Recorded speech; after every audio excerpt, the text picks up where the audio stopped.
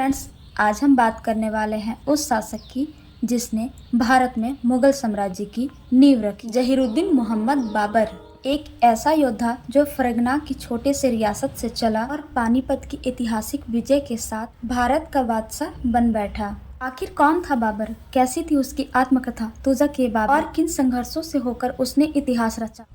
आइए जानते हैं बाबर की पूरी जीवनी। मुगल वंश का संस्थापक बाबर था। बाबर का जन्म 1483 ईस्वी में हुआ था। इसके पिता उमर शेख मिर्जा फरगाना नामक छोटे राज्य के शासक थे। बाबर फरगाना की गद्दी पर 8 जून 1494 ईस्वी में बैठा। बाबर ने 1507 ईस्वी में बादशाह की उपाधि धारण की, जिसे अब तक किसी तैमूर शासक ने धारण नहीं की थी। बाबर के 4 पुत्र थे, हुमायूं, कामरान, अस्करी तथा हिंदाल। बाबर ने भारत पर 5 बार आक्रमण किया। बाबर का भारत के विरुद्ध किया गया प्रथम अभियान 1519 ईस्वी में यूसुफजाई जाति के विरुद्ध था। इस अभियान में बाबर ने बाजौर और भेरा को अपने अधिकार में कर लिया। पानीपत के प्रथम युद्ध में बाबर ने पहली बार तुगलमा युद्ध नीति एवं तोप खाने का प्रयोग किया था। उस्ताद अली एवं मुस्तफा बाबर के 2 प्रसिद्ध निशानेबाज थे, जिसने पानीपत के प्रथम युद्ध में भाग लिया था। बाबर द्वारा लड़े गए प्रमुख युद्ध। पानीपत का प्रथम युद्ध 21 अप्रैल 1526 ईस्वी में इब्राहिम लोदी एवं बाबर के बीच हुई थी, जिसमें जीत बाबर की हुई। खानवा का युद्ध 17 मार्च 1527 ईस्वी में राणा सांगा एवं बाबर के बीच हुई थी, जिसमें जीत बाबर की हुई। चंदेरी का युद्ध 29 जनवरी 1528 ईस्वी में मैदानी राय एवं बाबर के बीच हुई थी, जिसमें जीत बाबर की हुई। घाघरा का युद्ध 6 मई 1529 ईस्वी को अफगानों एवं बाबर के बीच हुई थी, जिसमें बाबर की जीत हुई। इब्राहिम लोदी मध्यकाल का प्रथम शासक था जो युद्ध स्थल में मारा गया।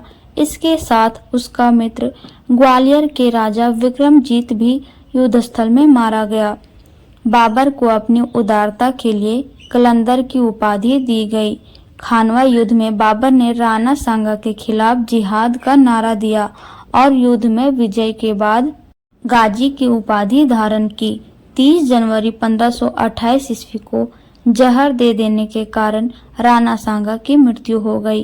बाबर ने बंगाल के शासक नुसरत शाह के साथ 6 मई 1529 ईस्वी को एक दूसरे की संप्रभुता का सम्मान करने का वादा करते हुए एक संधि की, जिसके अनुसार नुसरत शाह ने अफगानों विद्रोहियों को शरण न देने का वचन दिया। करीब 48 वर्ष की आयु में 26 दिसंबर 1530 ईस्वी को आगरा में बाबर की मृत्यु हो गई। प्रारंभ में बाबर के शव को आगरा के आराम बाग में दफनाया गया।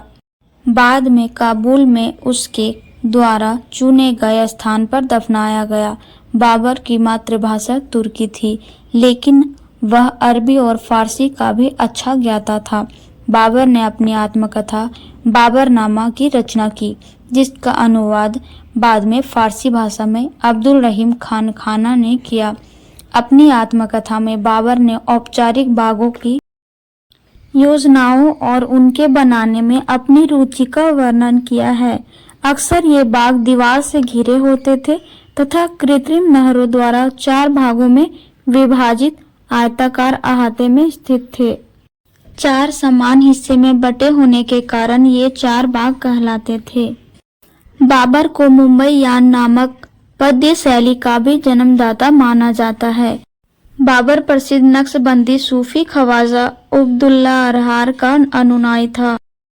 तो फ्रेंड्स, ये था बाबर की प्रेरणादायक जीवनी।